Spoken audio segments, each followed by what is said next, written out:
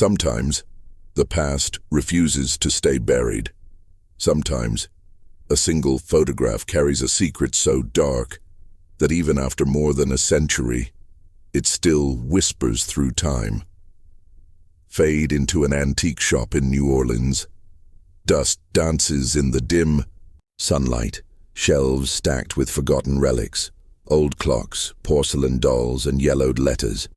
An elderly shopkeeper pulls out a faded photograph wrapped carefully in tissue. It's dated July 17th, 1904. Three figures stand frozen in time: a wealthy man, his elegant wife, and their maid. At first glance, it looks ordinary, but when you really look closer, you notice their hands. The wife's hand rests stiffly on her lap. The master's hand almost touches the maid's, and the maid's fingers. They're curled strangely, half hidden, half reaching. Like she's trying to say something without words, and behind their lifeless expressions, something else stirs. A story buried for 120 years. The discovery. In 2023, a collector named Samuel Briggs bought an entire crate of antique photographs from a collapsed Victorian mansion estate. Most photos were family portraits, faded and torn. But this one was different. It had a faint handwritten note on the back, barely visible. "Never show this." Briggs, curious, posted it online in a private historical archive group. Within 24 hours, the photo went viral. Experts, historians, and psychologists began analyzing every detail: clothing, posture, expressions, and especially the hands. And that's when the whispers began. The setting, July 1904. The Chamberlain Mansion, Louisiana.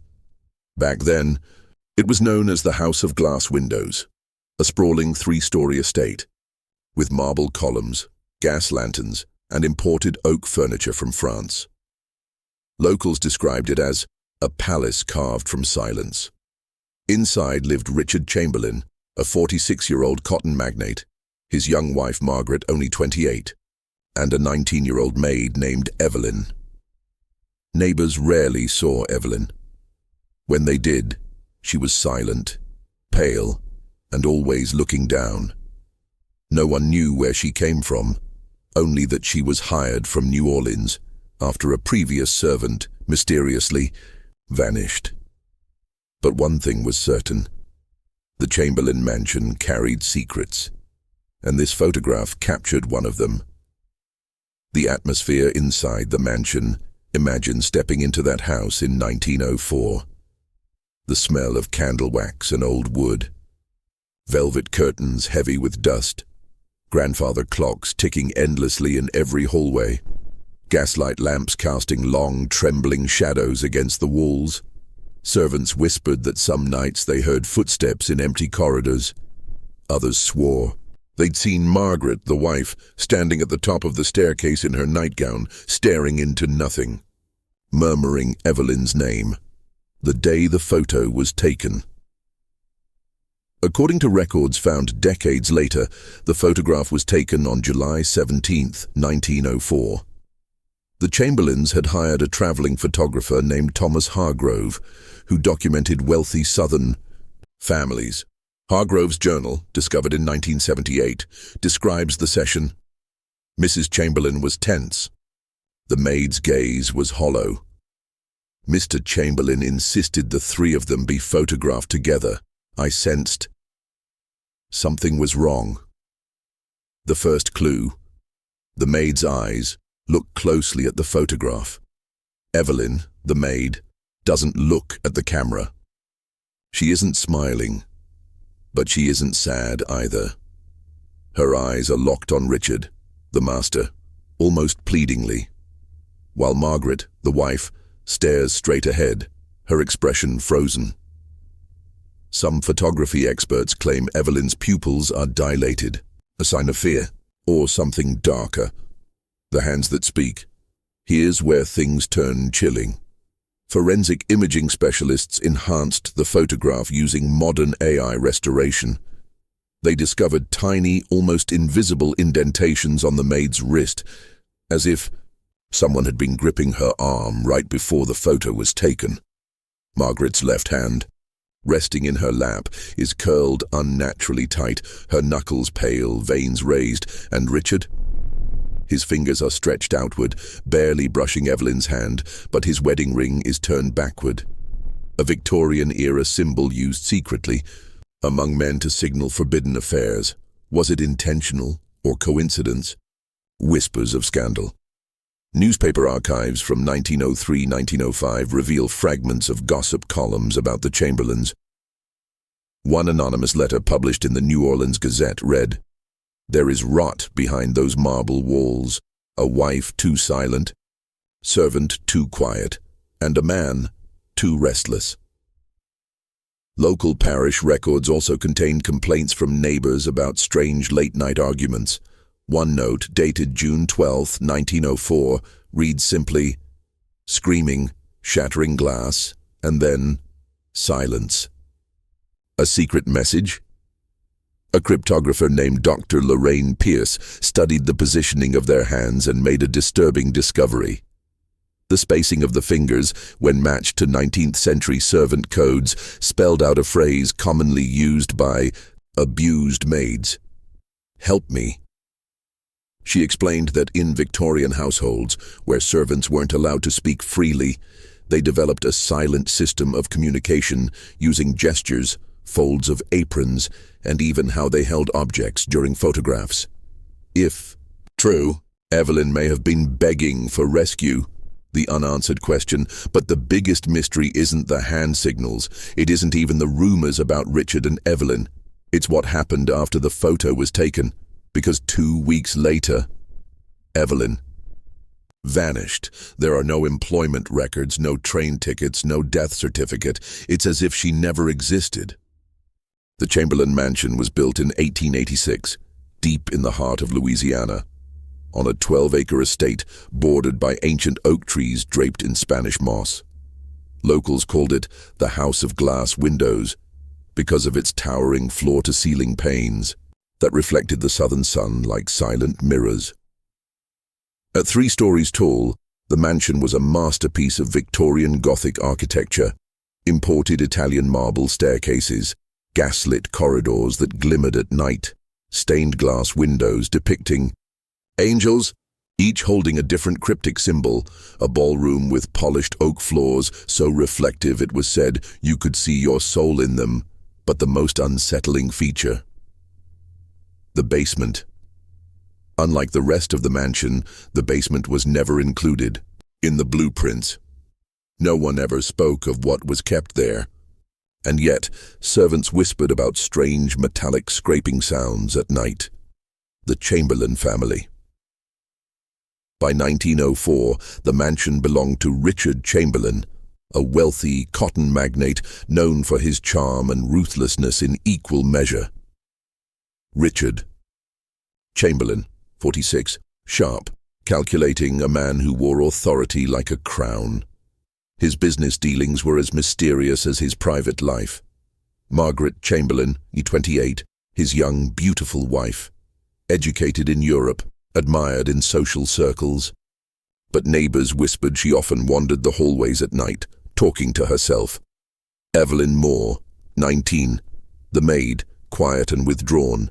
No known family, hired less than a year before the photo was taken. To the outside world, the Chamberlains were perfect. Inside the mansion, however, tension thickened like the humid southern air, the hidden rules of the house. Through records recovered from servant logs and Margaret's personal letters, historians pieced together the mansion's oppressive atmosphere. Servants weren't allowed above the 2nd floor unless summoned. Doors locked automatically after midnight. Keys were kept in Richard's study. The West Wing, 4 large rooms sealed off permanently, was strictly forbidden. No mirrors in the maid's quarters. Why? No one knows. But Evelyn's diary, discovered decades later under loose floorboards, hinted at something disturbing. The mirrors are covered. She says they see too much. The strange energy of the house visitors often described the mansion's unsettling energy. A surviving letter from a neighbor, dated March 2nd, 1904, recounts, "I went to deliver fabric swatches to Mrs. Chamberlain. As I stood in the drawing room, the piano began to play itself, just 3 notes over and over. No one was there. Another servant recalled hearing crying behind the walls at night, not from any bedroom, inside the walls themselves. Margaret's obsession with Evelyn.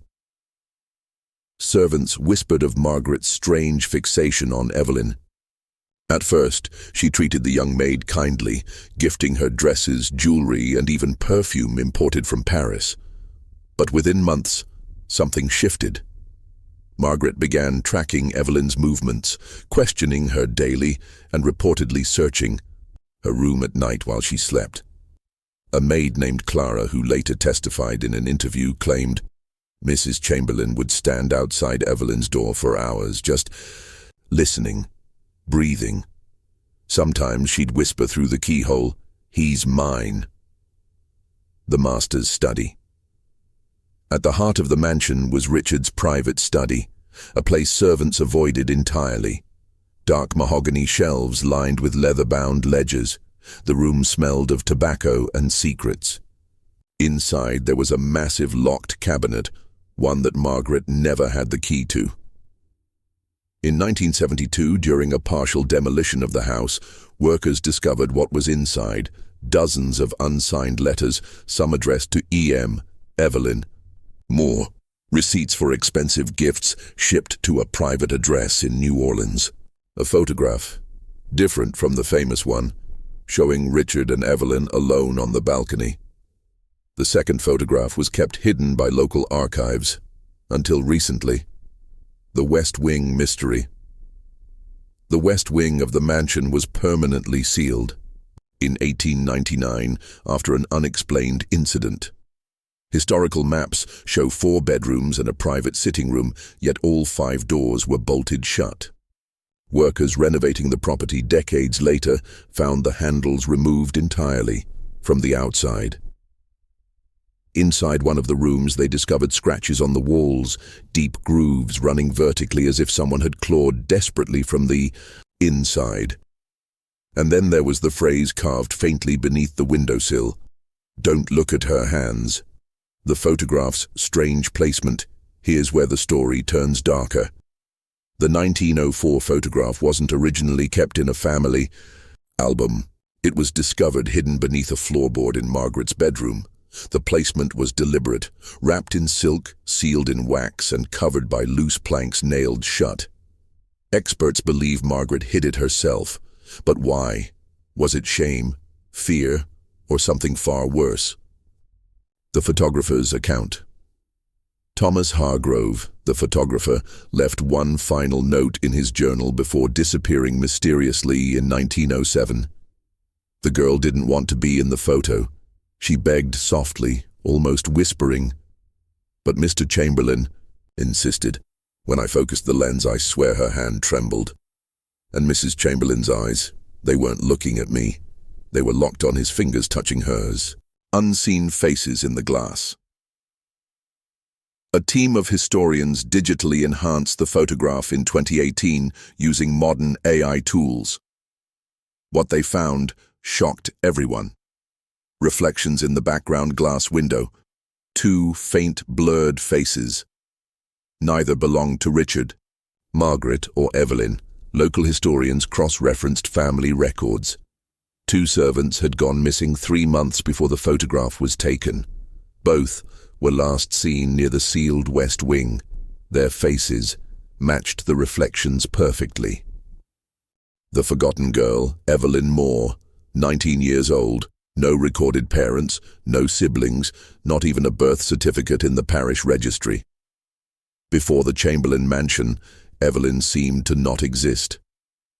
In 1993, a historian named Dr. Martha Collins unearthed a stack of orphanage records from St. Augustine's house, a Catholic-run facility in New Orleans. Among dozens of faded names, one stood out: Eveline Moreau. a French variation of Evelyn Moore. The records were disturbing.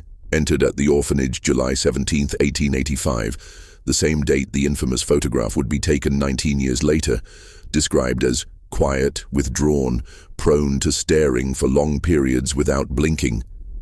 Annotated note, unfit for fostering, speaks to shadows. By the age of 14, Evelyn vanished from the orphanage entirely. No adoption papers, no transfer records, nothing, until she appeared at the Chamberlain mansion in 1903, as if summoned. The Chamberlains hire Evelyn. Richard Chamberlain reportedly hired Evelyn personally after a trip to New Orleans. Officially, she was brought on as a maid. Unofficially, no one knows. A surviving servant named Clara Jensen, who later gave an interview in 1941, remembered Evelyn's first day. She didn't carry anything, no bag, no belongings, just a silver locket around her neck, and those eyes, always watching. Always silent. Clara claimed Evelyn never laughed, never cried, and rarely spoke. When she did, her voice was soft, almost a whisper, as if she was afraid of being heard. Margaret's uneasy friendship. At first, Margaret, Richard's wife, seemed drawn to Evelyn. She bought her clothes, gave her perfume, even shared tea in the drawing room. But diaries later revealed Margaret's kindness-masked obsession. In one entry, Margaret writes, "She watches him when she thinks I do not see. She does not blink. I fear she knows his secrets, or worse, he knows hers." Historians believe Margaret grew suspicious long before the photograph was taken. Whispers among servants. By late 1903, strange rumors spread among the household. Staff. Servants claimed Evelyn was often found wandering the mansion at night, barefoot, touching the walls with her fingertips as though searching for something. One footman swore he saw her standing at the base of the sealed west wing, whispering, "En French, elle est derrière la porte. She is behind the door." But when he confronted her, Evelyn only stared blankly and walked away. The silver locket. In 1978, during the mansion's partial demolition, workers found a tarnished silver locket under the maid's old floorboards. Inside was a faded photo of a baby girl, no older than 1 year. On the back, in elegant handwriting, was a single word, belonging. DNA testing in 2019 linked the baby in the locket to Richard Chamberlain's bloodline. But here's the disturbing part. The baby's birth year was 1901, 2 years before Evelyn was hired. Evelyn and Richard, uncovered letters hidden in Richard's private study, reveal a secret correspondence. Letter, dated April 3, 1904, EM. "We must be cautious. She suspects. I cannot control her moods anymore. Meet me after the bells. No one will know." Was Evelyn his mistress? Or was there something darker? Evelyn's own words. In 1968, a loose floorboard beneath the maid's quarters revealed a small, hidden journal. The handwriting matched orphanage records, Evelyn's. Most entries are incoherent fragments, but a few sentences stand out. "She watches me when I sleep. He says she cannot have what I have. If they knew what was inside me, they would kill us both.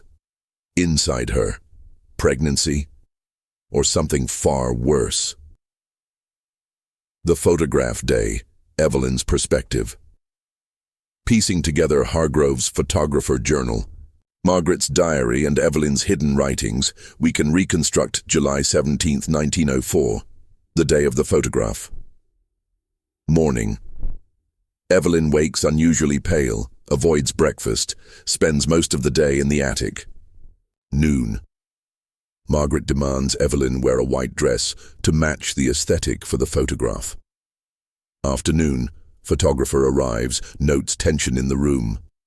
Evelyn refuses at first, whispering, "I don't want to." Richard insists she stands between them. Margaret says nothing. The resulting image freezes them all in time. But Evelyn's eyes tell a different story. They're pleading, terrified, and resigned all at once. The psychological analysis. In 2017, criminal psychologist Dr. Hayden Cross studied Evelyn's facial expression from the photograph using AI emotion detection algorithms. The results were alarming. 72% fear, 21% sadness, 6% suppressed anger, 1% other. Dr. Cross concluded Evelyn was experiencing acute distress during the photograph but was forcing composure, a classic sign of psychological manipulation or abuse. The disappearance timeline. 2 weeks after the photograph, Evelyn was gone. Richard claimed she left without notice. Margaret never spoke of her again. No body, no trace, no explanation, but archived parish records reveal 3 servants quit immediately after Evelyn vanished. When interviewed later, one said, "We heard things the night she went missing. I still hear them when I close my eyes." When pressed for details, she broke down crying and refused to continue. A hidden witness. In 1952, 97-year-old Clara Jensen, the surviving servant, finally told her story. "It was raining that night. I heard muffled shouting from the west wing, a place none of us dared go. Then I heard something heavy drag across the floor, and silence." Clara also claimed she saw Margaret standing barefoot in the hallway after midnight, holding Evelyn's silver locket, and smiling. The day of the photograph. July 17th, 1904. It began like any other summer morning, but the air around Chamberlain Mansion felt different. The servants later said the house was too quiet. Even the birds didn't sing. Evelyn woke before dawn, her white dress carefully folded across the chair beside her bed. She didn't touch it. For 2 hours, she sat in front of the small mirror, brushing her long dark hair, staring at her own reflection as if trying to memorize her face. Downstairs, Margaret Chamberlain paced back and forth across the grand hallway. She had spent days preparing for this photograph, determined that it would capture the image of a perfect household. Every detail had to be controlled: the angle of the sunlight, the symmetry of the furniture, even the servants' uniforms. But as she passed the staircase, she froze. Evelyn was standing there, barefoot, holding the silver locket in her hand. Margaret's voice was sharp. "Why haven't you dressed yet?" Evelyn didn't answer. Her lips moved slightly, but no sound came out. Margaret's gaze dropped to the locket, the one she had seen Evelyn wear since the day she arrived, and something inside her twisted.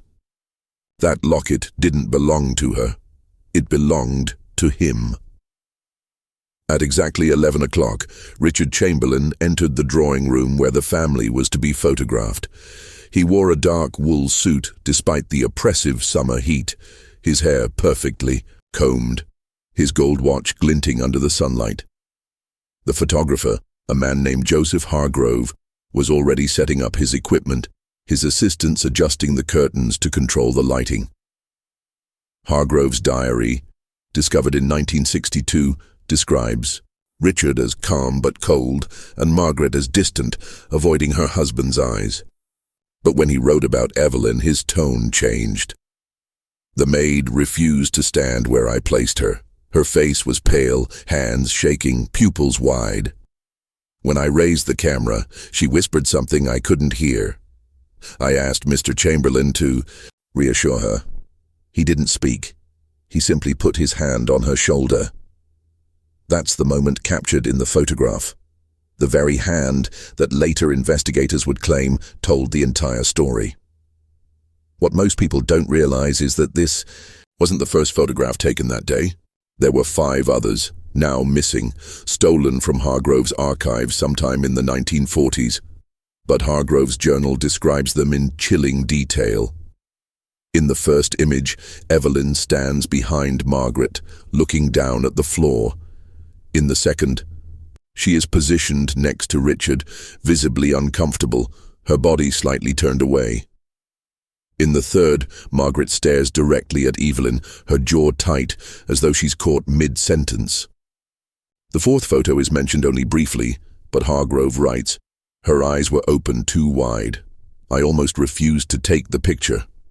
The fifth photo, the one missing from every known archive, was described as unusable.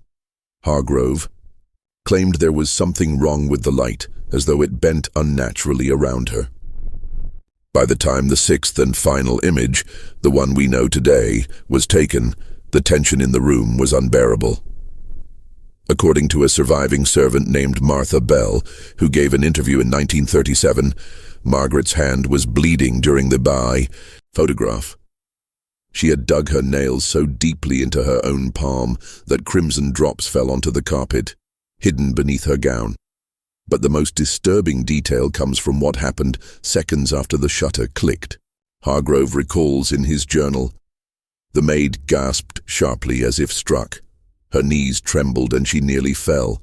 I thought she was ill, but Mr. Chamberlain whispered something in her ear, and she steadied instantly. Mrs. Chamberlain looked away.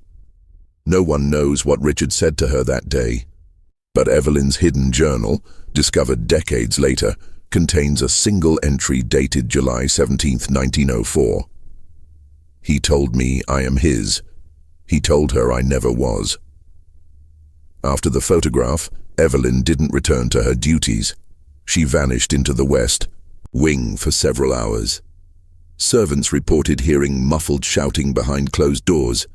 Richard's voice, low and commanding, Margaret's sharp and furious, and Evelyn's soft cries breaking through the silence. By dusk, when dinner was served, Evelyn reappeared in the dining hall. Her dress was slightly torn at the sleeve, and the silver locket was gone.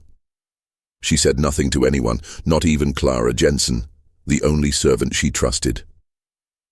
What happened that night is a mystery, but there are fragments, whispers recorded decades later. One of Hargrove's assistants claimed he saw Margaret in the cellar after midnight, barefoot and holding a small bundle wrapped in linen. Another swore he saw Richard standing outside Evelyn's room, his hand pressed against the door, muttering under his breath. It's done. Within 2 weeks, Evelyn disappeared completely. No letter, no trace, no explanation. The Chamberlains claimed she left of her own accord, but there were no train records, no stagecoach tickets, no sightings anywhere. Yet something about the photograph remained wrong. People who've studied it closely describe tiny inconsistencies in the image itself. Under magnification, Evelyn's hands appear unusually tense, the tendons stretched unnaturally tight, as though she were resisting something. And Richard's grip on her shoulder. It isn't gentle. Under the shadow of his thumb, the skin is visibly indented. In 1994, when the photograph was digitally restored, an even more disturbing detail emerged.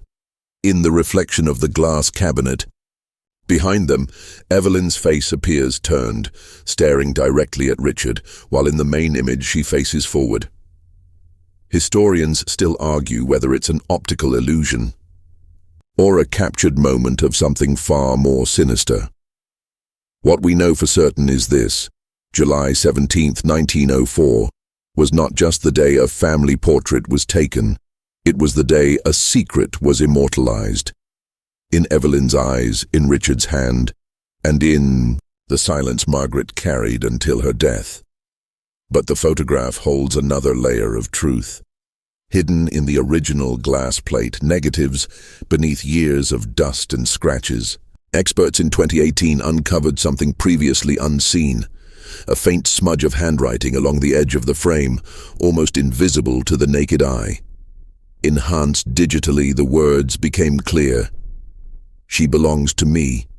Nobody knows who wrote. And that brings us to the next chapter, the night after the photograph, when the West Wing doors were locked, and Evelyn was seen entering but never coming out. July 17, 1904, the night after the photograph. The servants had finished clearing the dining hall, their footsteps fading into silence as the last plates clattered softly into the kitchen basin. Upstairs, the grand hallway stretched long and dim, lined with portraits of Chamberlain ancestors whose painted eyes seemed to watch everything that passed beneath them. It was past midnight when the sound began. A single hollow knock echoed from the west wing. Then another, and another. Clara Jensen, Evelyn's closest friend among the servants, had been folding linen in her quarters when she heard it. She would later describe, in a recorded interview from 1942, how the house felt wrong that night.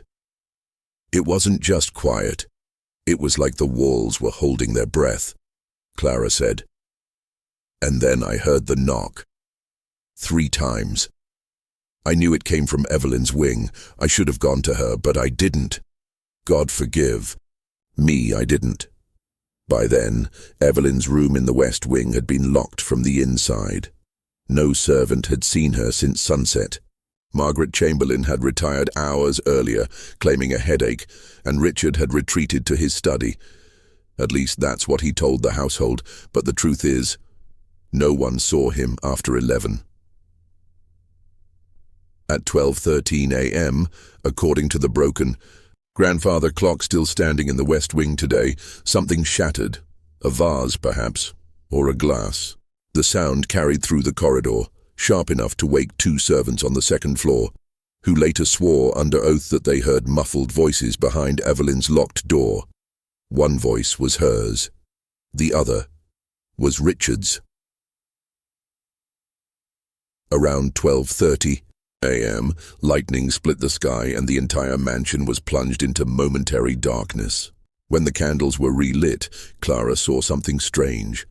A faint handprint on the far end of the west wing door, small, feminine, and smeared, as though Evelyn had been dragging her palm across the wood. She tried knocking. No answer. She tried the handle. It wouldn't turn. Then, suddenly, a single whisper from the other side of the door. Clara. Run. Clara froze, pressing her ear to the wood. Evelyn, what's wrong? Open the door. But there was only silence. In the days following, the events of that night were reconstructed from fragments.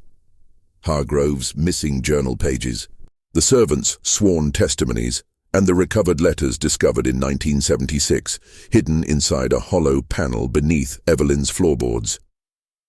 One letter, dated the night of July 17th, was never sent. I hear them arguing below. She knows about us. He says it doesn't matter, but I saw her face today. I don't think I will leave this house alive. By 1 a.m., the west wing door creaked open. Clara, still standing nearby, ducked behind the stairwell and watched. She saw Richard emerge slowly, his face pale, his shirt collar unbuttoned. He carried nothing in his hands, no candle, no key. But when he turned toward the grand hallway, she saw his knuckles were streaked with red. Richard didn't notice her. He moved silently down the corridor, his footsteps fading as he disappeared into the shadows of the east wing. Clara waited 5 long minutes before stepping into the west wing. The door to Evelyn's room was ajar now. Inside, the air was freezing, unnaturally cold, as though the summer night had been pulled from the room entirely. On the floor near the bed lay the silver locket, its delicate chain broken, one side smeared with something dark and sticky. Clara called Evelyn's name softly, her voice trembling, but there was no answer. The wardrobe door stood slightly open.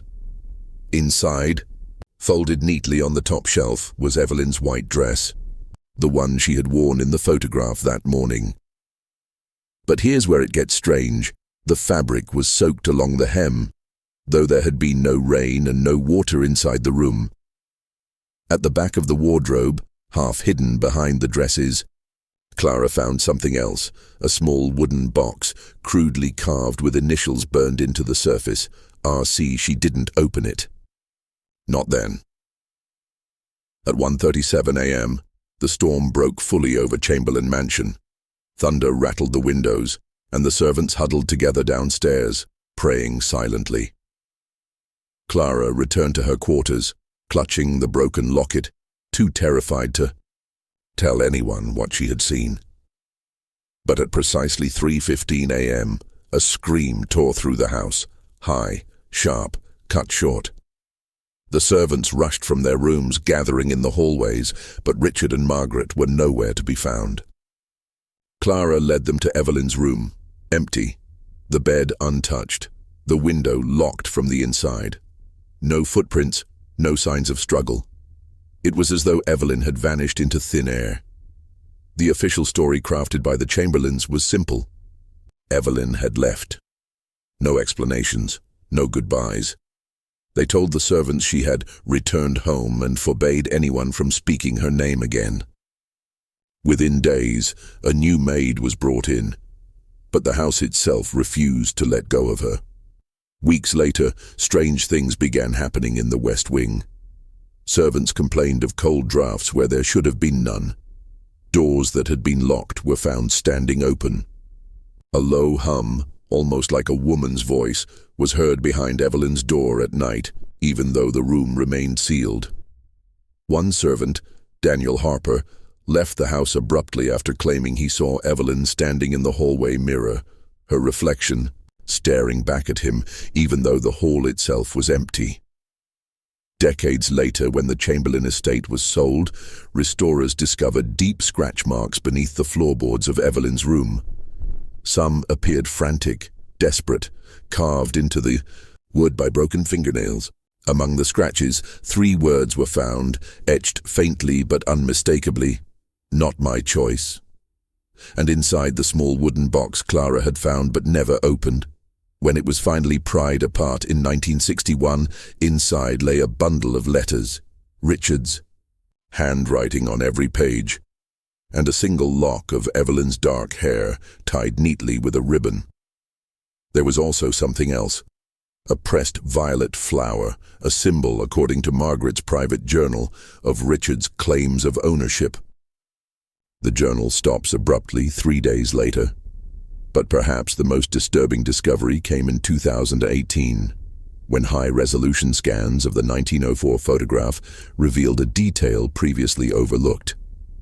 Beneath Evelyn's left wrist, almost hidden by shadow, was a faint bruise, the exact shape of Richard's thumb. And for the first time, historians began to believe what the servants had whispered all along. Evelyn didn't leave the house. She never left. Somewhere in the West Wing, the truth about that night remains buried, and the photograph is the key. It was July 18th, 1904, the day after Evelyn vanished, but no one called it a disappearance. Not yet. Margaret Chamberlain descended the grand staircase that morning in her pale silk robe, her hair unpinned, her eyes dark and swollen. She did not speak to the servants, did not ask for tea, and did not so much as glance toward the West Wing. Clara watched from the hallway as Margaret stopped mid-step, gripping the banister so tightly that her knuckles whitened, before quietly whispering something to herself. Clara swore she heard the words clearly. "He promised me she'd leave." By noon, the heavy front doors opened, and a man stepped inside carrying a leather-bound case. Tall, slender, dressed immaculately in a grey waistcoat and bowler hat, he introduced himself curtly. "Harland Fisher, photographer. I was summoned." Richard Chamberlain emerged from his study, his expression calm, too calm. He offered Fisher a firm handshake and gestured toward the parlour where the infamous photograph had been taken just 1 day earlier. "There's been an incident," Richard said, choosing his words with deliberate care. "I need the negatives inspected." Harland nodded but said nothing. He opened his case, revealing delicate tools, brushes, magnifiers, and a set of fine cotton gloves. He placed the glass plate negative, the original from the 1904 portrait, onto a polished oak table beneath the parlour's largest window, letting the pale sunlight illuminate it. For several long moments the room was silent, except for the faint hiss of cicadas outside. Fisher leaned close, peering at the image through a brass loop, his breath fogging the glass slightly. Then, without warning, he froze. "Mr. Chamberlain." Fisher's voice was low, hesitant. "Did you notice their hands?" Clara, standing just outside the parlor door, pressed herself against the wall, straining to listen. In the photograph, Richard sat at the center, Margaret on his left, Evelyn standing behind them, her hands gently folded in front of her apron. But beneath the loop, Fisher saw what the naked eye could not. Evelyn's fingers were bent at an unnatural angle, subtle, almost imperceptible but wrong, and Richard's right hand wasn't resting on Margaret's knee as everyone assumed. It was gripping Evelyn's wrist tightly. So tightly, Fisher said, that the skin beneath his thumb appeared discolored, bruised even before the photograph was taken. "This isn't a posed gesture," Fisher murmured. "This is restraint." Richard dismissed the observation with a wave of his hand, insisting it was trick of the light. But Fisher, uneasy, insisted on examining the entire glass plate under magnification. As he brushed away a faint layer of dust, something unexpected emerged in the lower left corner of the image, a reflection in the parlor's gilt-edged mirror. In that reflection, Evelyn's face appeared turned away from the camera, her lips slightly parted, her expression terrified, but in the captured portrait, her face faced forward, serene and composed. Two conflicting images. One moment, two realities. "This," Fisher whispered, "this shouldn't be possible." By evening, the photograph was locked away in Richard's private study. No servant was allowed near it, though Clara overheard Margaret pleading with her husband to destroy it altogether. "People will talk," Margaret hissed behind closed doors. "If anyone sees it—" "No one will," Richard interrupted sharply. "I'll make sure of it." But Margaret was wrong. Someone did see it. Decades later, in 1976, during the estate's first major renovation, workers discovered a sealed compartment beneath the parlor floorboards. Inside lay 3 items carefully wrapped in faded linen. The original 1904 photograph. Its glass plate negative. A folded note written in hurried, almost frantic handwriting. The note read, "I can't make sense of what I've seen. The exposure is wrong. Her hands, God forgive us." H.F. Harlan Fisher had vanished weeks after delivering his final report to Richard Chamberlain. His belongings were found abandoned in a boarding house room in Memphis. His name never appeared again in any census or registry. In 2018, the photograph was digitally scanned for the first time using high-resolution forensic imaging. What was revealed sent shivers through even the most skeptical historians. Beneath the top layer of the image, nearly invisible without digital enhancement, lay a faint second exposure. It showed the same 3 figures, posed identically, but in this alternate exposure, Evelyn's apron was dark, stained heavily at the waist, and Richard's face appeared blurred, distorted, as though he had moved violently during the shot. Even more disturbing, when forensic specialists analyzed the reflected mirror image, they discovered something else. There was another figure in the reflection, a woman, standing in the far left corner of the parlor, wearing a bonnet, hands folded.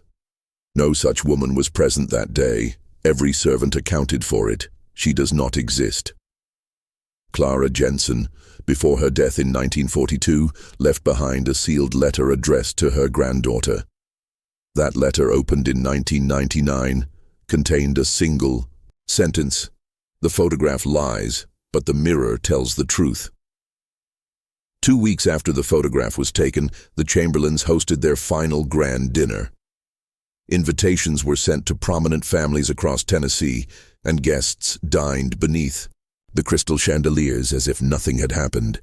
Evelyn's name was never spoken, but according to one guest's diary entry, a strange moment occurred during dessert. "I swear I heard laughter behind me," the entry reads, "high, soft, like a girl's. I turned, But there was no one there. Several guests later described seeing their own reflections in the parlor mirror, turning slightly later than their movements, as though the glass were watching them back. Within a month, the Chamberlains closed the West Wing permanently, but the photograph remains, its surface cracked, its colors fading, yet its mystery enduring. And according to the archivists who now keep it sealed in a temperature-controlled vault, strange things still happen when it's viewed under infrared light. Sometimes Evelyn's face changes. Sometimes her eyes are open when they shouldn't be. And once in 2021, a researcher swore he saw something else. Faint, almost imperceptible, etched into the bottom edge of the glass plate, negative itself. 3 words, scratched so finely they could only be seen beneath a microscope. Find. My hands. The summer of 1922 arrived with suffocating heat, the kind that settled into your lungs and made the air itself feel heavy. Chamberlain Mansion stood quiet, its shutters closed, its gardens overgrown, its reputation already whispered about in the small Tennessee town nearby. No one wanted to go near the estate. Not after Evelyn's disappearance, not after the silent closing of the West Wing, and not after the servants who left whispered stories about mirrors that didn't behave right.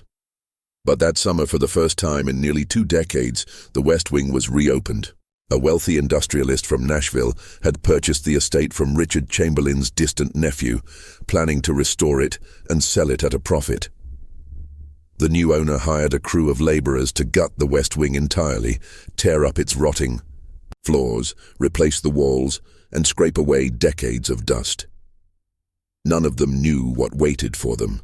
On the 3rd day of work, foreman Henry Lockett ordered his men to pry open a warped section of floor near the old parlor fireplace, the same room where the 1904 photograph had been taken. As the workers hammered, the wood splintered apart, revealing a hidden crawl space beneath. The air that rushed out was different, stale, metallic, carrying with it the faint, unmistakable smell of decay. One of the men, Jameson Price, lowered a lantern into the dark cavity. The light swayed gently, revealing jagged stone, rotted beams, and something else, a small wooden door, barely large enough for a grown man to crawl through. Henry crouched down, testing the frame. "Looks sealed from the inside," he muttered. It wasn't on any blueprint. No one on the crew had ever seen it before. By sunset, the door was open. Behind it stretched a narrow passage, carved crudely into the earth. The walls were rough, clawed with deep gouges, as if someone had tried to dig their way out. The air grew colder the deeper they went, though there were no windows, no vents, nothing but dirt and stone. 30 feet in, the tunnel opened into a small underground chamber, and inside that chamber they found 3 things: a cracked porcelain doll missing both eyes, a rusted hairpin tangled with a single long strand of black hair, a small stack of photographs wrapped tightly in oilcloth. Henry unwrapped the photographs carefully, expecting family portraits or architectural images of the estate. But these weren't posed pictures. These were scenes. The first photo showed the parlor in 1904, the same moment as the infamous portrait. Except this one was taken from a different angle entirely, as though another camera had been hidden in the room. In this alternate image, Evelyn wasn't smiling at all. Her mouth was slightly open, her eyes wet and terrified. The second photo was stranger still. Margaret Chamberlain, alone in the same parlor, sitting rigidly in a chair, her hands folded on her lap. But her left hand was wrong. It looked blurred, almost doubled, as if it had moved violently during the exposure, yet the rest of her body was perfectly still. The third photo, the last, showed something no one could explain. The parlor again, empty, except for Evelyn, but Evelyn's face was turned completely away from the camera, unnaturally twisted, her head rotated far beyond what any human neck should allow. Henry ordered the photos sealed in a crate and sent immediately to the owner's office. But later that night, the crate went missing from the site entirely. 2 workers quit the next morning. One of them, Jameson Price, left behind a short, frantic note scrawled on the back of his pay stub. "There's another door down there. I heard something knock from the other side." Word of the discovery spread fast. By August, the Tennessee Historical Society dispatched an investigator, Dr. Lionel Crane, to examine the underground chamber. Crane was known for his meticulous documentation, and his field notes from that week, recovered decades later, describe something chilling. The chamber was constructed intentionally, though crudely. Found tool marks consistent with small hand chisels, ceiling low, approximately 5 ft 2 inches. No airflow, yet distinct drafts at the rear wall, possibly indicating another cavity behind stonework. Strong odor, decomposition, samples taken. But the final page of Crane's notebook is smeared, the ink warped by water damage, and only 2 partial sentences remain legible. There are more than one set of bones. They're missing. Crane never filed an official report. In 1979, a second renovation of the estate uncovered Crane's sealed trunk, hidden in the attic beneath a layer of dust and bird nests. Inside were his field sketches of the chamber, rough pencil drawings showing the layout of the hidden room. In the sketches, against the far wall, he'd drawn a rectangular outline. It looked like another door, but his notes beneath the drawing read simply, "Do not open." In 2006, a small team of forensic archaeologists, led by Dr. Tessa Holbrook, used ground-penetrating radar to map the West Wing foundations. Holbrook's published paper, which mysteriously vanished from several online archives in 2011, described an anomalous void beneath the chamber, roughly 6 feet deep and 12 feet wide. The radar images showed dozens of irregular shapes scattered across the void's floor. At first, Holbrook believed they were stone fragments. But when infrared imaging enhanced the scans, the shapes resolved into something else entirely. Hands. Human hands. During a closed interview, Holbrook stated, "They weren't severed violently. They were taken carefully, removed deliberately, preserved somehow." She refused to speculate further. Months later, Holbrook left the project, resigned from the Historical Society, and relocated out of state. Her colleagues said she refused to ever discuss Chamberlain Mansion again. But there was one last detail. During her final survey, Holbrook's team retrieved a fragment of wood lodged deep beneath the chamber floor, a splintered scrap from what appeared to be an older coffin. Carved into the wood were 3 faint words, etched crudely, almost desperately. "Find my hands." The exact same phrase found on the glass plate negative in 2021. Raza, Section 7 complete hai, roughly 2,300 plus words. इस section में मैंने mystery को और deep कर दिया. Hidden underground chamber alternate. Photographs, missing crate. Dr. Crane's unexplained field notes. Discovery of preserved human hands. Section 8 में हम और dark turn लेंगे. मार्गरेट चैम्बरलिन की पर्सनल डायरी 1920 में मिलती है, जहां पे वो एवलिन रिचर्ड और उनके डील के बारे में हॉरिफाइंग सीक्रेट्स लिखती है. क्या मैं सेक्शन 8 शुरू कर दूं? You said, अब. App Section 8 start Crow Chat GPT said, Rain hammered against the warped windows of the Chamberlain mansion in the winter of 1923, the sound muffled by thick layers of dust and decay. Outside, the grounds had grown wild and tangled, swallowing the once grand gardens into shadows. The townsfolk called it cursed now, the house that breathed, though no one could quite say why. They avoided its gates, even in daylight. But inside, something, or someone, still lingered. In March of that year, an auctioneer named Francis Dobbins was sent to inventory the mansion's remaining possessions. It was routine work, dusty but uneventful, until he climbed into the attic above the west wing and discovered a locked cedar chest wedged beneath the rafters. The lock was old and rusted but not strong. Inside lay 3 objects wrapped carefully in faded muslin. A small, leather-bound diary, edges cracked with age, a silver locket containing a photograph of Evelyn Chamberlain, and a folded letter, sealed with black wax. The diary belonged to Margaret Chamberlain.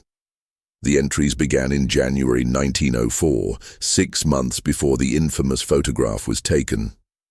Margaret's handwriting was delicate, elegant, but increasingly frantic as the pages progressed. "Richard doesn't sleep anymore," she wrote. "He stays awake through the night, pacing the halls, whispering to someone who isn't there. He says he's making arrangements. I'm not to ask what kind." A week later, Evelyn cried at supper again. She says she doesn't like the way Richard looks at her. "I scolded her for being dramatic, but God help me, I've seen it too. The way he watches her hands when she sews, like he's memorizing every movement." By March, Margaret's tone darkened further. "He brought another box into the cellar today. It was small but heavy. When I asked, he told me it was tools for the field hands. But when I passed by later, I heard scratching. There is something alive in that box." The most disturbing entry came on April 17th, 1904. "He's taken to photographing us constantly. Says he wants to preserve the family, that it's important for the future. He makes us hold our hands a certain way, palms down, fingers spread." Evelyn cried when he forced her to sit still. "I looked at the plates when he left the dark room. The images don't look like us. The hands in the photographs are not ours." Francis Dobbins, unsettled by what he'd found, packed the diary into a burlap satchel and took it home that night. He intended to deliver it to the Historical Society the next morning, but something about the final pages wouldn't let him sleep. He read them by lamplight, his wife already in bed. The last dated entry was July 3rd, 1904, the day before the family portrait was taken. "Richard says tonight is important. He's had Evelyn practicing holding her breath, sitting perfectly still. He says she mustn't move or the balance will be ruined." I saw the maid in the hall. Her apron was covered in red clay. When I asked why, she whispered, "He's building the room." God forgive me, I don't know what's inside that wall, but I know it's meant for us. The summer of 1922 arrived with suffocating heat, the kind that settled into your lungs and made the air itself feel heavy. Chamberlain Mansion stood quiet, its shutters closed, its gardens overgrown, its reputation already whispered about in the small Tennessee town nearby. No one wanted to go near the estate. Not after Evelyn's disappearance, not after the silent closing of the West Wing, and not after the servants who left whispered stories about mirrors that didn't behave right. But that summer, for the first time in nearly 2 decades, the West Wing was reopened. A wealthy industrialist from Nashville had purchased the estate from Richard Chamberlain's distant nephew, planning to restore it and sell it at a profit. The new owner hired a crew of laborers to gut the West Wing entirely, tear up its rotting floors, replace the walls, and scrape away decades of dust. None of them knew what waited for them. On the 3rd day of work, foreman Henry Lockett ordered his men to pry open a warped section of floor near the old parlor fireplace, the same room where the 1904 photograph had been taken. As the workers hammered, the wood splintered apart, revealing a hidden crawl space beneath. The air that rushed out was different, stale, metallic, carrying with it the faint, unmistakable smell of decay. One of the men, Jameson Price, lowered a lantern into the dark cavity. The light swayed gently, revealing jagged stone, rotted beams, and something else, a small wooden door, barely large enough for a grown man to crawl through. Henry crouched down, testing the frame. "Looks sealed from the inside," he muttered. It wasn't on any blueprint. No one on the crew had ever seen it before. By sunset, the door was open. Behind it stretched a narrow passage carved crudely into the earth. The walls were rough, clawed with deep gouges as if someone had tried to dig their way out. The air grew colder the deeper they went, though there were no windows, no vents, nothing but dirt and stone. 30 feet in, the tunnel opened into a small underground chamber, and inside that chamber they found 3 things: a cracked porcelain doll missing both eyes, a rusted hairpin tangled with a single long strand of black hair, a small stack of photographs wrapped tightly in oilcloth. Henry unwrapped the photographs carefully, expecting family portraits or architectural images of the estate. But these weren't posed pictures. These were scenes. The first photo showed the parlor in 1904, the same moment as the infamous portrait. Except this one was taken from a different angle entirely, as though another camera had been hidden in the room. In this alternate image, Evelyn wasn't smiling at all. Her mouth was slightly open, her eyes wet and terrified. The second photo was stranger still. Margaret Chamberlain, alone in the same parlor, sitting rigidly in a chair, her hands folded on her lap. But her left hand was wrong.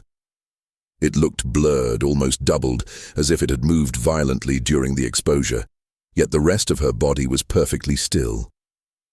The third photo, the last, showed something no one could explain. The parlor again, empty, except for Evelyn, but Evelyn's face was turned completely away from the camera, unnaturally twisted, her head rotated far beyond what any human neck should allow. Henry ordered the photos sealed in a crate and sent immediately to the owner's office. But later that night, the crate went missing from the site entirely.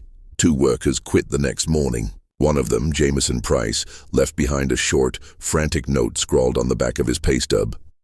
"There's another door down there. I heard something knock from the other side." Word of the discovery spread fast.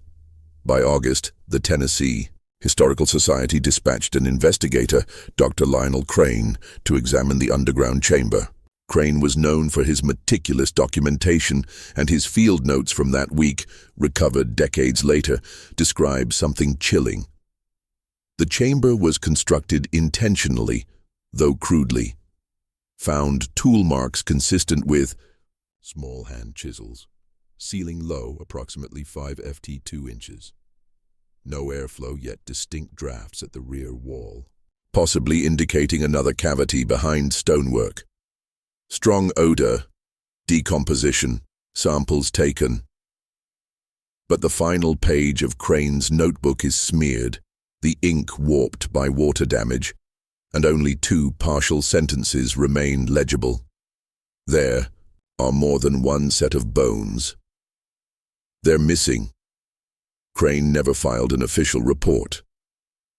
In 1979, a second renovation of the estate uncovered Crane's sealed trunk, hidden in the attic beneath a layer of dust and bird nests.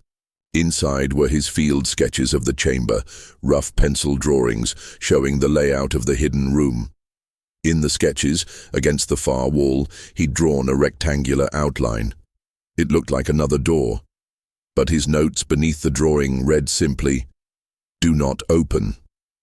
In 2006, a small team of forensic archaeologists, led by Dr. Tessa Holbrook, used ground-penetrating radar to map the West Wing foundations. Holbrook's published paper, which mysteriously vanished from several online archives in 2011, described an anomalous void beneath the chamber, roughly 6 feet deep and 12 feet wide. The radar images showed dozens of irregular shapes scattered across the void's floor. At first, Holbrook believed they were stone fragments. But when infrared imaging enhanced the scans, the shapes resolved into something else entirely. Hands. Human hands. During a closed interview, Holbrook stated, "They weren't severed violently. They were taken carefully, removed deliberately, preserved somehow." She refused to speculate further. Months later, Holbrook left the project, resigned from the Historical Society, and relocated out of state. Her colleagues said she refused to ever discuss Chamberlain Mansion again. But there was one last detail. During her final survey, Holbrook's team retrieved a fragment of wood lodged deep beneath the chamber floor, a splintered scrap from what appeared to be an older coffin. Carved into the wood were 3 faint words, etched crudely, almost desperately. "Find my hands." The exact same phrase found on the glass plate negative in 2021. Raza, Section 7 complete है, roughly 2300 plus words. इस section में मैंने mystery को और deep कर दिया. Hidden underground chamber, alternate. Photographs, missing crate. Dr. Crane's unexplained field notes. Discovery of preserved human hands. Section 8 में हम और dark turn लेंगे. मार्गरेट चैम्बरलिन की पर्सनल डायरी 1920 में मिलती है, जहां पे वो एवलिन रिचर्ड और उनके डील के बारे में हॉरिफाइंग सीक्रेट्स लिखती है. क्या मैं सेक्शन 8 शुरू कर दूं? You said, अब. App Section 8 start Crow Chat GPT said, Rain hammered against the warped windows of the Chamberlain mansion in the winter of 1923, the sound muffled by thick layers of dust and decay. Outside, the grounds had grown wild and tangled, swallowing the once grand gardens into shadows. The townsfolk called it cursed now, the house that breathed, though no one could quite say why. They avoided its gates, even in daylight. But inside, something, or someone, still lingered. In March of that year, an auctioneer named Francis Dobbins was sent to inventory the mansion's remaining possessions.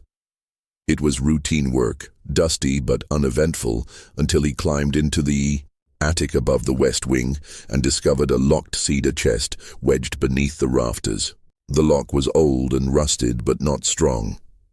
Inside lay 3 objects wrapped carefully in faded muslin. A small, leather-bound diary, edges cracked with age, a silver locket containing a photograph of Evelyn Chamberlain, and a folded letter, sealed with black wax. The diary belonged to Margaret Chamberlain.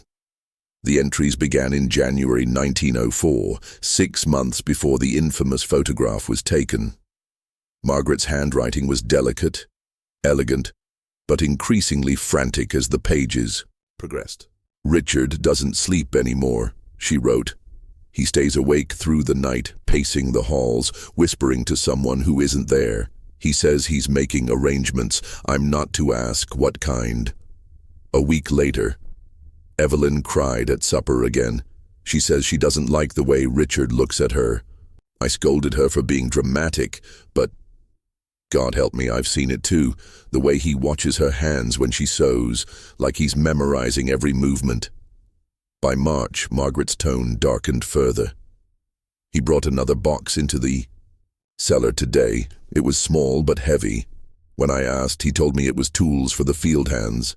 But when I passed by later, I heard scratching.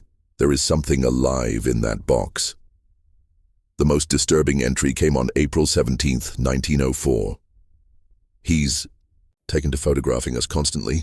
Says he wants to preserve the family, that it's important for the future.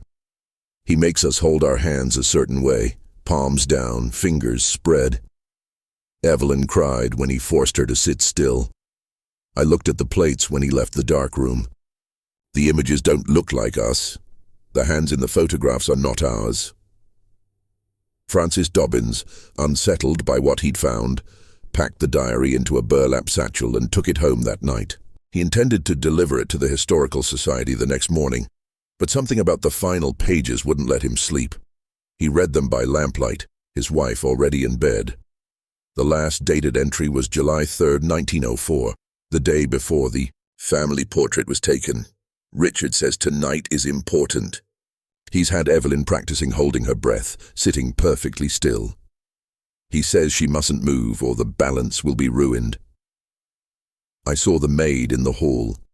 Her apron was covered in red clay. When I asked why, she whispered, "He's building the room." God forgive me, I don't know what's inside that wall, but I know it's meant for us. Thunder cracked over the Tennessee hills. By the time Eleanor returned to the mansion the next morning, the storm had drowned half the county. The Chamberlain estate looked like a skeleton of its former self, cloaked in rain and shadow. Her hands trembled as she unlocked the parlor door, the final session negative wrapped in layers of cloth inside her satchel. She wasn't alone this time. The Tennessee Historical Society had assigned Detective Marcus Hale, a grizzled, skeptical man in his 50s, to assist with security after Eleanor reported the photograph incident. He didn't believe her story. Not yet. But his face darkened the moment they stepped into the mansion. "Feels wrong in here," Marcus muttered, shining his flashlight across the warped wooden walls, "like the house is waiting." They went straight to the hidden cellar. The air was colder now, almost freezing, their breath visible in thin, sharp plumes. Something about the silence felt unnatural, like the house was holding its breath. Eleanor unpacked her scanner, carefully placing the final session negative onto the glass. As it processed, Marcus explored the racks of old documents, pulling down a dust-covered leather journal labeled RC, Personal Notes, March 1904. It was Richard Chamberlain's own handwriting. The first few pages were mundane, filled with cotton harvest counts and business dealings. But around March 5, 1904, the entries shifted tone. "She arrived today. Paid in full, no records kept. Margaret believes she's a servant, but I know better. The man at the river swore she'd make us powerful. He said all I had to do was let her in." On March 7th, the handwriting became erratic, jagged, and almost unreadable. Her hands. God help me, her hands. They do not belong to her. Margaret suspects nothing. The ritual begins at the new moon. And then, March 11th. I heard her whispering in the walls again.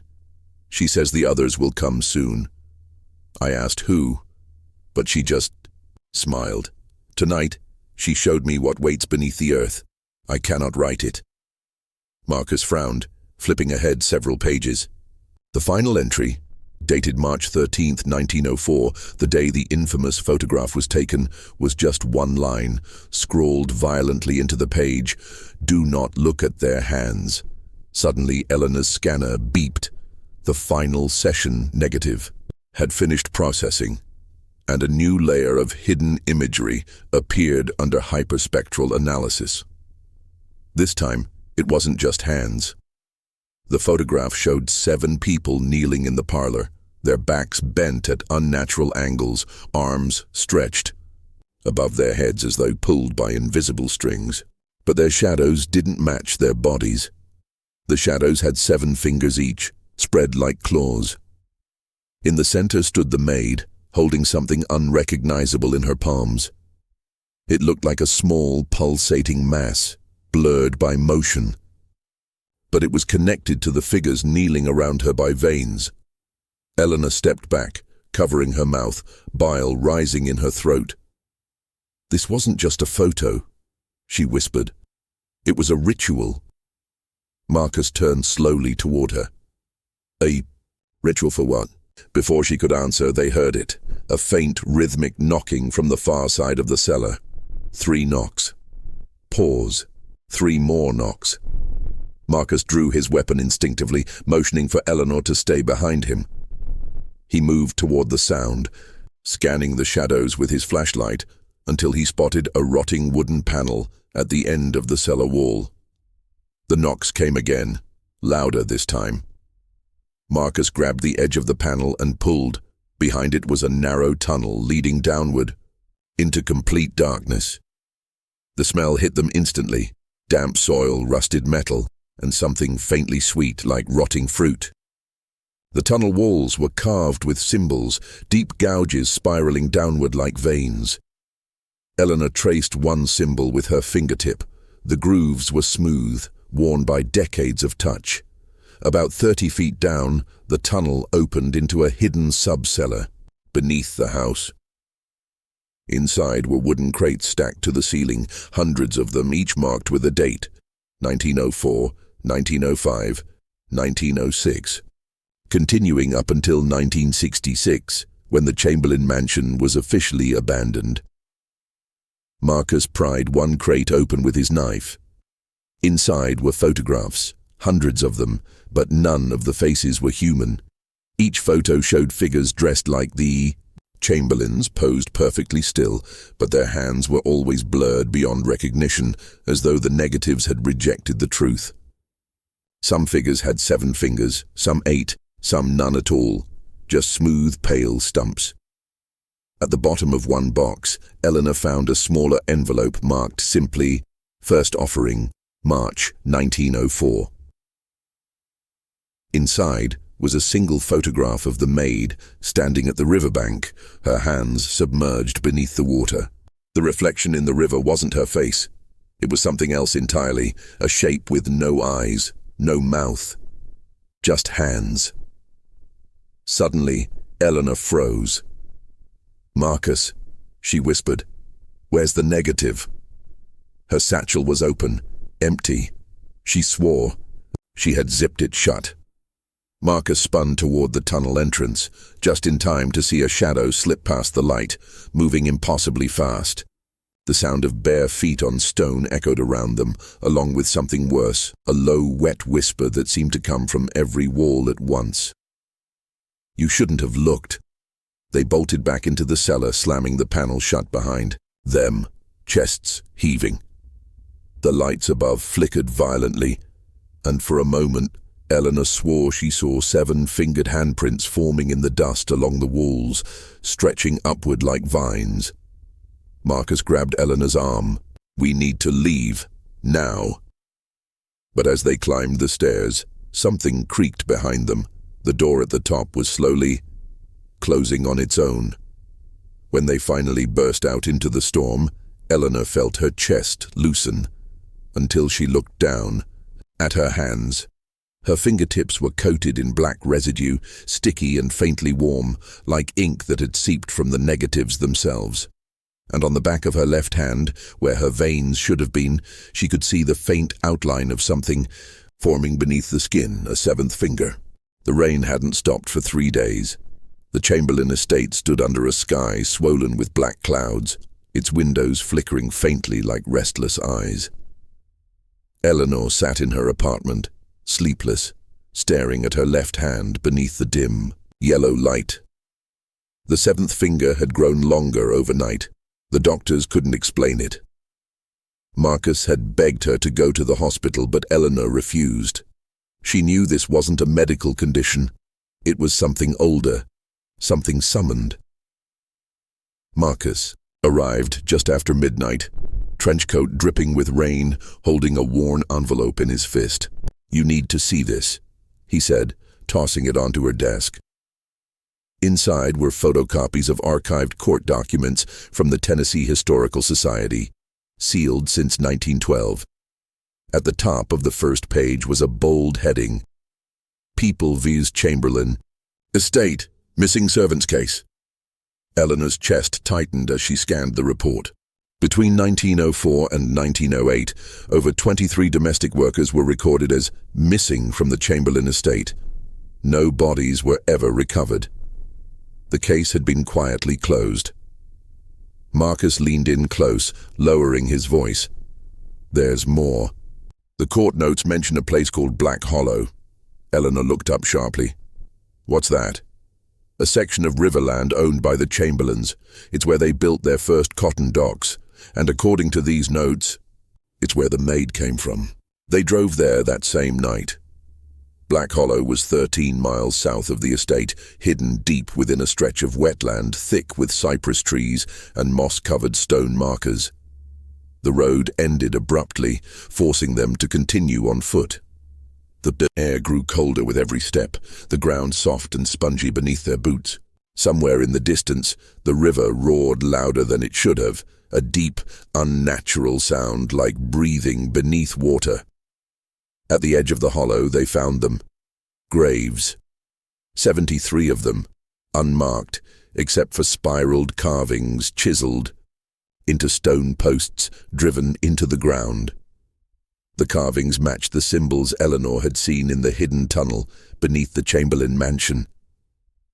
She knelt beside one of the markers, running her fingertips over the grooves. The stone felt warm, almost alive. Marcus crouched beside her. "You hear that?" At first, she thought it was the river, but then she realized it was whispering. Dozens of faint voices rising from beneath the wet earth, layered and discordant, saying words Eleanor didn't understand. Until she caught one repeated phrase, "Return the offering." Suddenly, a sound shattered the night. The snap of a branch behind them. They spun around, flashlights sweeping the tree line. Something moved there, low to the ground, pale and fast, darting between the shadows of the cypress trunks. Marcus reached for his gun, but Eleanor grabbed his arm. "Don't," she whispered. "It wants us to follow." Against every instinct, they did. The figure led them to the riverbank, where the water churned black beneath the storm clouds.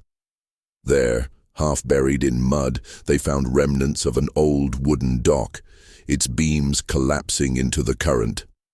Nailed into one of the rotting planks was a rusted tin plate, its words barely legible beneath a century of corrosion. "Property of R. Chamberlain, March 1904, for deliveries only." Eleanor crouched, brushing away layers of mud until her fingers struck something hard. A small glass jar sealed shut with wax. Inside floated a severed hand, perfectly preserved, its skin pale and smooth with 7 fingers. Her breath caught in her throat. Marcus stepped back, shaking his head violently. "Eleanor, put it down." But she couldn't. The moment she touched the glass, the river stilled. The roar of rushing water stopped entirely, replaced by a low hum vibrating through the ground, through their bones, through their very teeth. Then, from the depths of the river, bubbles rose. Something enormous was moving beneath the surface. Marcus grabbed her wrist, yanking her away from the bank. "Run, now." But before they could move, the thing broke the surface. Not a creature, not entirely, more like a shape made of hands, dozens, maybe hundreds of them, pale and skeletal, writhing and twisting together into a towering mass, clawing at the air as though drowning in reverse. Each hand bore 7 fingers, twitching unnaturally, reaching toward them, and in the center of it all, barely visible through the mist and spray, was a woman's face. The Maid, but her eyes were gone, hollow pits where something else looked back. The thing spoke without sound. The river around them vibrated violently as its voice pressed directly into their skulls. One was given, one must return. Eleanor stumbled backward, clutching the jar against her chest. I don't understand," she screamed. "What are you? What do you want from me?" The Maid's face twisted, her mouth splitting into an inhuman smile. "We want our hands back." Suddenly, the figure from the tree line appeared beside them, kneeling in the mud. It was another Maid, or what was left of her. Her face was sunken, skin stretched tight over bone, her arms ending in smooth stumps where her hands should have been. Marcus raised his gun, but Eleanor stopped him. "She's not attacking," Eleanor whispered. "She's begging." The handless Maid reached out the stumps toward Eleanor, weeping silently, her body trembling with violent spasms. Then she screamed. It wasn't a sound any human throat should have been able to make, high-pitched, guttural, and layered with dozens of other voices. Behind her, the river erupted as more shapes rose from the depths, their outlines shifting in the mist, bodies twisting and breaking apart into endless spirals of hands. Marcus fired his gun. Once, twice. It did nothing. The mass surged forward, swallowing the shoreline, pulling mud, stone, and trees into itself like a living tide. Eleanor turned to run, but something grabbed her ankle from beneath the ground, cold and wet and impossibly strong. She fell hard into the mud, clutching the jar tight. Marcus lunged forward, yanking her free, and they bolted into the forest, lungs burning, hearts hammering. Behind them, the whispers rose to a deafening roar, carried on the wind. Return the offering. Return the offering. Return the offering.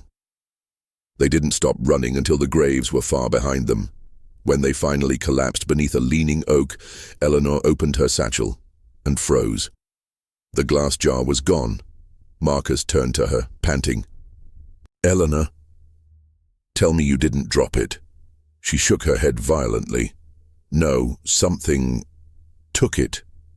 Then, from the distant riverbank, they heard a sound neither of them would ever forget. 7 slow knocks, echoing across the hollow, deep and hollow, like knuckles rapping against a coffin lid. And in the silence that followed, Eleanor finally understood. This wasn't about the Maid. It wasn't about the Chamberlains. It was about whatever lived beneath the river. And it had been waiting since 1904. The storm had finally stopped, but the silence that followed was worse than thunder. Eleanor and Marcus sat inside the Chamberlain mansion's crumbling library, the last candle between them burning low, its flame twitching as though afraid. Outside, the wetlands were swallowed in fog, and the old walls groaned under some invisible weight. Neither of them had spoken since returning from Black Hollow.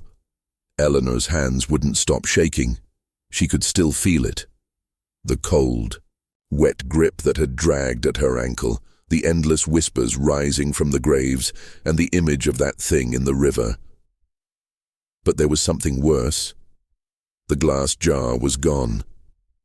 Marcus finally broke the silence, his voice rough and low. "We shouldn't have come back here." Eleanor didn't answer. Her mind was spinning, her gaze locked on the photographs spread out across the floor. Dozens of them dug from the secret chamber beneath the house, all taken between 1902 and 1904. Each photograph showed a different woman. Each one wore a plain cotton maid's uniform, and in every single image, their hands were missing. There was a sound upstairs, a single footstep, then another. Marcus raised his gun instinctively, motioning Eleanor to stay quiet. They crept toward the grand staircase, the old wood groaning beneath their weight. The air was thick, heavy with something damp and metallic, the scent of river water. Halfway up, Eleanor froze. At the top of the stairs stood a figure, motionless in the shadows, head tilted slightly to one side. It was a maid. Her uniform was the same as those in the photographs. Her skin was as pale as porcelain, slick with moisture, and, where her hands should have been, there were only smooth, rounded stumps. Eleanor's breath caught in her throat. "Please," she whispered, "what do you want from me?" The maid didn't move, didn't blink. Her mouth opened slowly, and, when she spoke, it wasn't her voice. It was dozens of voices layered together, coming from somewhere far below the floorboards. "Give it back."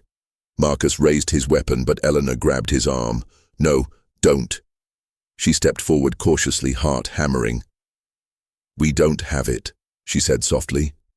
"The jar, it's gone." The maid's head jerked violently, unnaturally, as if her neck had broken. "Then you must return another." Marcus pulled Eleanor back. "We're leaving, right now." But as they turned toward the door, every candle in the house snuffed out at once. The hallway plunged into darkness, and from somewhere deep beneath the house came the sound of knocking. 7 slow, deliberate knocks.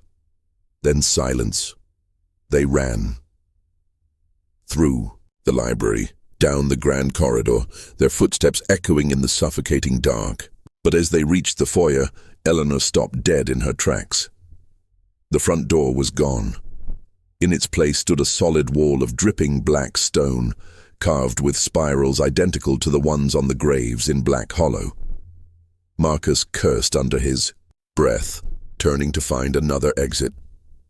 But the hallway behind them had shifted, stretching impossibly long.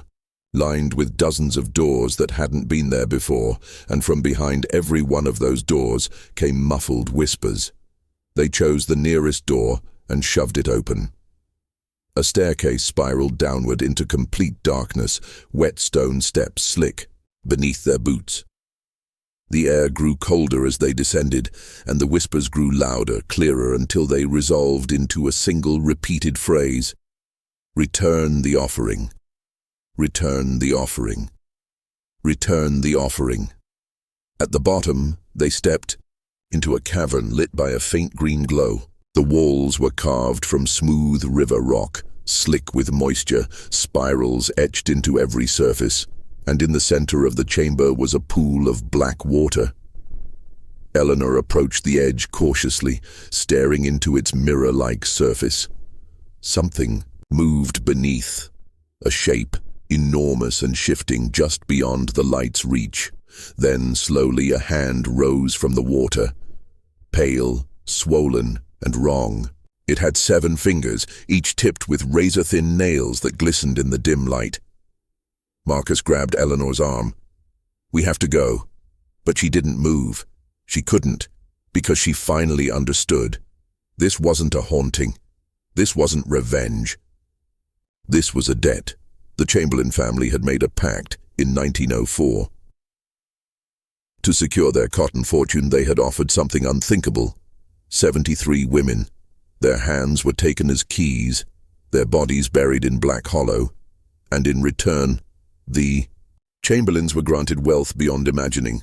But debts like that don't stay buried. The thing in the river, whatever it was, wanted payment.